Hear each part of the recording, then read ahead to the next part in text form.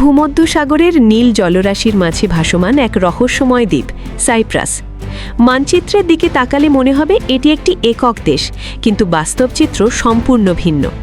এটি পৃথিবীর এমন এক অদ্ভুত জায়গা যেখানে একই দ্বীপের একপাশে ইউরোপীয় ইউনিয়নের পতাকা ওড়ে আর অন্য পাশে ওড়ে তুরস্কের মদতপুষ্ট অন্য এক রাষ্ট্রের পতাকা। কল্পনা করুন, আপনি একটি রাস্তা দিয়ে হাঁটছেন। রাস্তার একপাশে মানুষ ইউরো দিয়ে কফি কিনছে, আর মাত্র কয়েক কদম দূরে অন্য পাশে মানুষ তুর্কি লিরা ব্যবহার করছে। মাঝখানে কেবল একটি সরু গলি বা কাঁটাতারের বেড়া। এই দ্বীপেই রয়েছে বিশ্বের শেষ বিভক্ত রাজধানী নিকোফিয়া। কেন এই বিভাজন? কেন একটি সুন্দর দ্বীপ দুই টুকরো হয়ে গেল? সত্যিই কি সাইপ্রাস বাংলাদেশিদের জন্য ইউরোপের সহজ স্বর্গ, নাকি এর আড়ালে লুকিয়ে আছে অন্য কোনো অন্ধকার গল্প?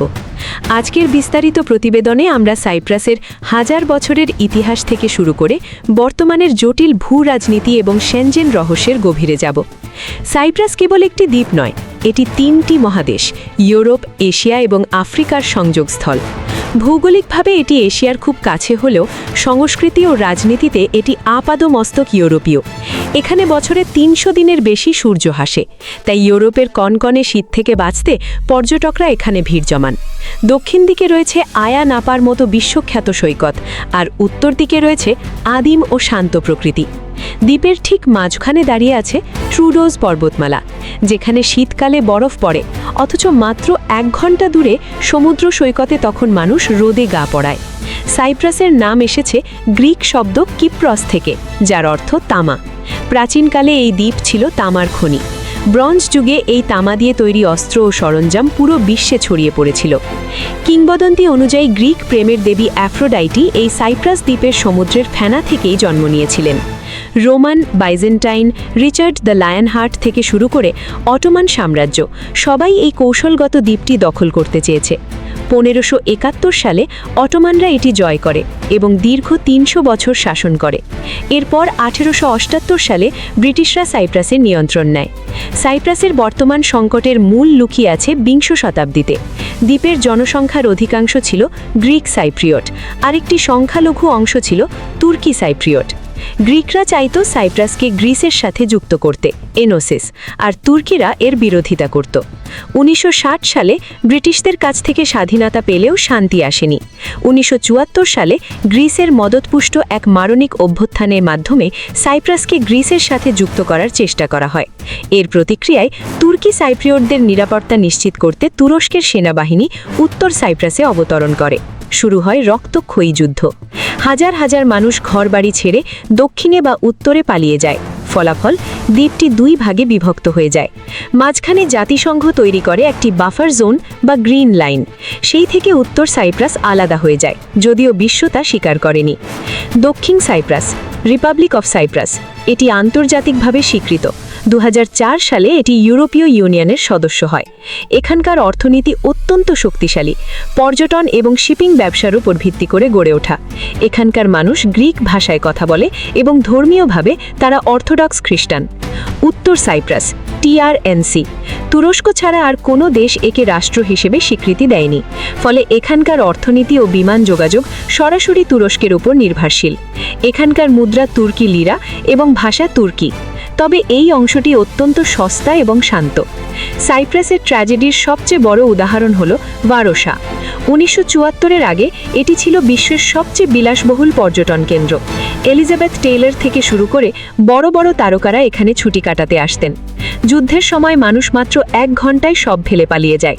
৪৫ বছর ধরে এটি একটি নিষিদ্ধ শহর ছিল। বর্তমানে এর কিছু অংশ পর্যটকদের জন্য খুলে দেওয়া হয়েছে, যেখানে আপনি দেখবেন অর্ধসমাপ্ত হোটেল, পরিত্যক্ত গাড়ি এবং ধুলো জমা দোকান। এটি যেন সময়ের চাকা থমকে যাওয়া এক ধ্বংসস্তূপ। দক্ষিণ সাইপ্রাস একসময় পরিচিত ছিল ট্যাক্স হ্যাভেন হিসেবে। রাশিয়ার বিলিয়নিয়ারদের প্রিয় জায়গা এটি। লিমোসল শহরকে বলা হয় লিটল মস্কো। বিতর্কিত সিটিজেনশিপ বাই ইনভেস্টমেন্ট বা গোল্ডেন পাসপোর্ট প্রোগ্রামের মাধ্যমে সাইপ্রাস হাজার হাজার কোটি টাকা আয় করেছে। তবে এর আড়ালে অপরাধীদের পাসপোর্ট দেবার অভিযোগে ইউর চাপে ২০২০ সালে এই প্রোগ্রাম বন্ধ করে দেওয়া হয়। বর্তমানে দেশটি তার অর্থনীতিকে ক্যাসিনো এবং উচ্চতর শিক্ষার দিকে ঘুরিয়ে নিচ্ছে। গত ৫-৭ বছরে বাংলাদেশিদের মধ্যে সাইপ্রাস যাওয়ার হিড়িক পড়েছে। এর বড় কারণ উত্তর সাইপ্রাসের স্টুডেন্ট ভিসা। বাস্তবতা হলো অনেক বাংলাদেশি উত্তর সাইপ্রাসকে মেইনল্যান্ড ইউরোপ মনে করে চলে যান, কিন্তু সেখানে কাজের সুযোগ কম এবং বেতন লিরাতে হওয়ায় তা বাংলাদেশি টাকায় খুব সামান্য। এরপর শুরু হয় গ্রিন লাইন পার হওয়ার ঝুঁকিপূর্ণ যাত্রা। দালালের মাধ্যমে জঙ্গল বা কাঁটাতার পেরিয়ে দক্ষিণ সাইপ্রাসে প্রবেশের চেষ্টা করেন অনেকে। ধরা পড়লে জেল বা ডিপোর্টেশনের ঝুঁকি থাকে। আর যদি সফলভাবে প্রবেশও করেন, সেখানে অ্যাসাইলাম বা রাজনৈতিক আশ্রয়ের ফাইল জমা দিয়ে বছরের পর বছর অনিশ্চয়তায় কাটাতে হয়। মনে রাখবেন, উত্তর সাইপ্রাস থেকে দক্ষিণে যাওয়া সম্পূর্ণ অবৈধ। বাংলাদেশি ইউটিউবে অনেক ভিডিওতে দাবি করা হয় সাইপ্রাস কালকেই সেনজেন হয়ে যাচ্ছে। তথ্যটি আংশিক সত্য।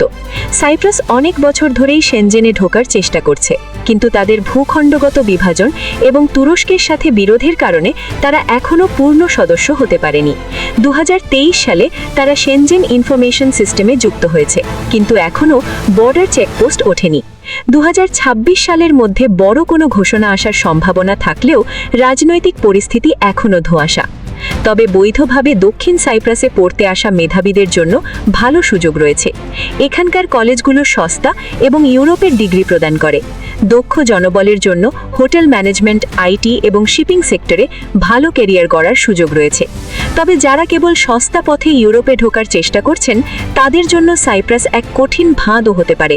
সাইপ্রাস কেবল রাজনীতি নয়, তার খাবারের জন্য বিখ্যাত। হালুমি চিজের জন্ম এখানেই। সাইপ্রিয়ট মেজে হল 30-40টি ছোট ছোট ডিশের এক বিশাল আয়োজন। এখানকার মানুষ খুব ধীরস্থির এবং অতিথিপরায়ণ। লিমোসলের ওয়াইন ফেস্টিভ্যাল বা কার্নিভাল দেখলে বোঝা যায় তারা জীবনকে কতটা উপভোগ করতে জানে। সাইপ্রাস একটি অমীমাংসিত ক্ষত। বহুবার দুই পক্ষকে এক করার চেষ্টা করা হয়েছে, কিন্তু সফল হয়নি। একদিকে এটি পর্যটকদের স্বর্গ, অন্যদিকে হাজারো মানুষের ভিটে মাটি হারানোর দীর্ঘশ্বাস। আপনি যদি সাইপ্রাস যেতে চান, তবে সঠিক তথ্য জেনে বৈধ পথে আসুন। দালালের প্রলোভনে পড়ে উত্তর সাইপ্রাস হয়ে দক্ষিণে প্রবেশের ঝুঁকি নেবেন না। সাইপ্রাস নিয়ে আপনার কোনো প্রশ্ন আছে কি, বা আপনি কি এই দ্বীপটি ভ্রমণ করতে চান? কমেন্ট বক্সে আমাদের জানান। তথ্যবহুল এই ভিডিওটি ভালো লাগলে লাইক দিন এবং প্রিয়জনের সাথে শেয়ার করুন।